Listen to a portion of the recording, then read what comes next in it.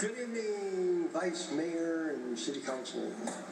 Michael O'Toole. I don't need to tell you who I am or anything. You know me. Real quick, Adrian. It's over 1.5 million we're talking about, and they were here last 2 weeks ago talking about how they've helped 70 people get housing. I'm sitting here listening to people talk, and people are still suffering. People have hypothermia at Roseland, and nobody's doing anything.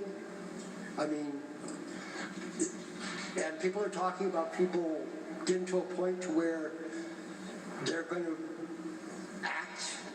That's going to happen. I said this a 1.5 years ago. People are going to get tired. I support that, but I support a peaceful movement. I mean, we can do this peacefully. We can bring our voices forward, and we can say what we need to say as a unified body peacefully. We don't need to become violent. When we become violent, we're playing into your hands. We're giving you a reason to confront us. We can do this peacefully. I would pray that the people here talking about that peacefully. But it's coming. It's coming. I mean, too many people are displaced. Too many people are suffering. Too many people are dying. And it needs to stop now.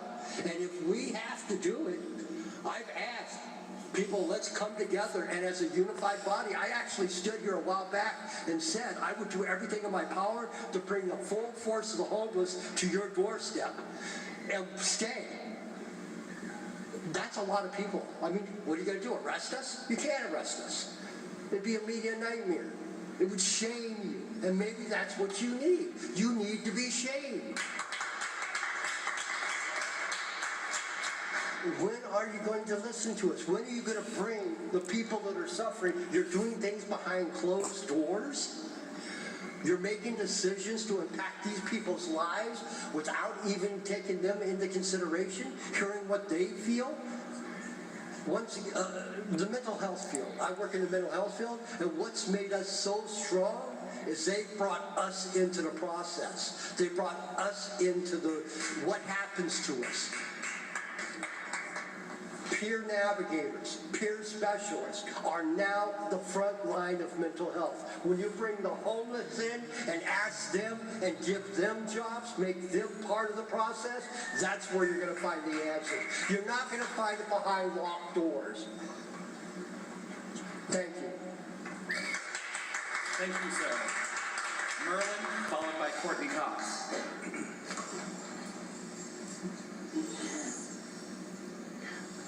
At the joint meeting that you had with the Board of Supervisors, it was brought up that maybe this should be a democratic process. You may think that just means you get elected and then you decide things, but it's not.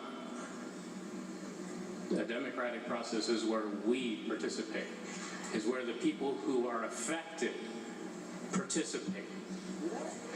Just as Mr. O'Toole just said, those people who are affected, they need to be making the decisions